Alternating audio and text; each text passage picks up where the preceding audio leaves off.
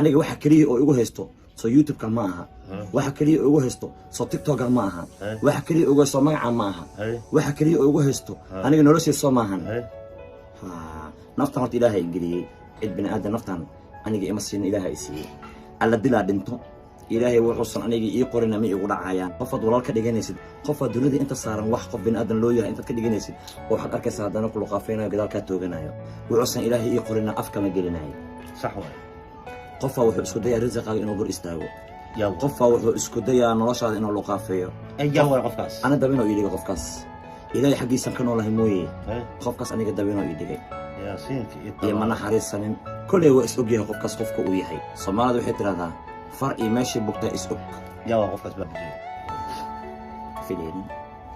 marnaba ma ka fileen yaa waa baabajiyo qofkaas ii sheegi kartaa nin rag ah waaye okay hadduu rag iyo anaga ka ragsanay inoo sheegniyo yaa qofkaas ana hadda qofkaas magaciisa inaan sheega ma doonayo laakiin waa qof naxariistiisa in naxariis aan ba ahayn maanta hadiiba aan ahay qof oo lacagtiisa u dhameystiran yahay wuxuu rabaa igala dagaalo dadka wuxuu rabaa ha u sheego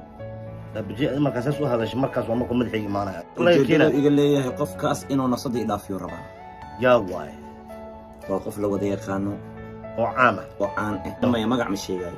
magac ma sheegaaye laakiin haddii fariintan aan u diro qof aqli badanna uu yahay wuu fahmi karaa hadalka waxaan kala jeedo meeshaan u socdo iyo ujeedkayga wax uu yahay aniga waxaan ahay aabba 3 caruur haysto السلام عليكم ورحمة الله aniga maanta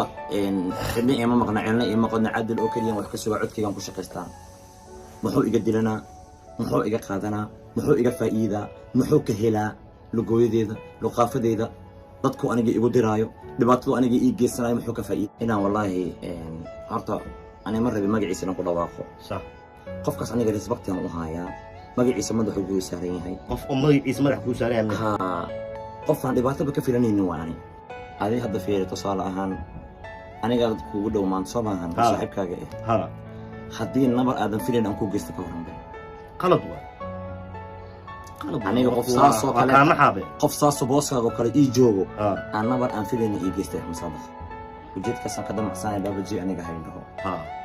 أنا واحد إما قرنا نقف كاس ومنه لي حقي سواء كدينتي حق إلهي ما هو بسميه ومشينو كوديك مشينو يديك نعم صدق إلهي قبل بهدي ما كان شيء كذي سوى وين كمان مال وين ضد كمشين كو يودي جاي قف كميت أها أنا يسوي ورقلي أو إلهي وضاس كله يحو بابجي هذا اسكو مرتد ويحكوا عن المكودين هذا وحكوا عن haddii maanta aniga oo dhibaato aan la kulmo haduu dhaawac soo gaaro qofkaas aniga ii geystay aniga qofka dabeenta ii dhigay ilu gooyay rabay in uu dhibaato ii geysto rabay adduunyadan oo dhan in uu iga haajiriyo qof la yaqaan waay haddii hadda uusan ka noqonin ama baraali gelin uusan ka bixin fiidiyooga xigo aan ballan ku qaadayaa masadaq inaan dadka hortooda ka cadeeyo magaciisa aan sheego iskuulay waxa laga yaabaa fiidiyooga inuu gaaro وانا اوغاهayba meel kasto wax soo dhigo uu idaba taagan yahaybo anigu idaba taagan yahay warabbul izzan qudarta garbihiga malaa'iga saaran hadii uusan iga leexanin dadka hortooda magaciisa ka sheegi doona dadkan iga qabanayaan aniga wallahi bilaa kala go'aan qaatay wallahi laba rakac aad ilaahay isaga daayay xanan ilaahiyo adiga yaa abuurtay nafta adiga igeli ilaahu adoonkaagu iga qaldayan ilaahu iga celiya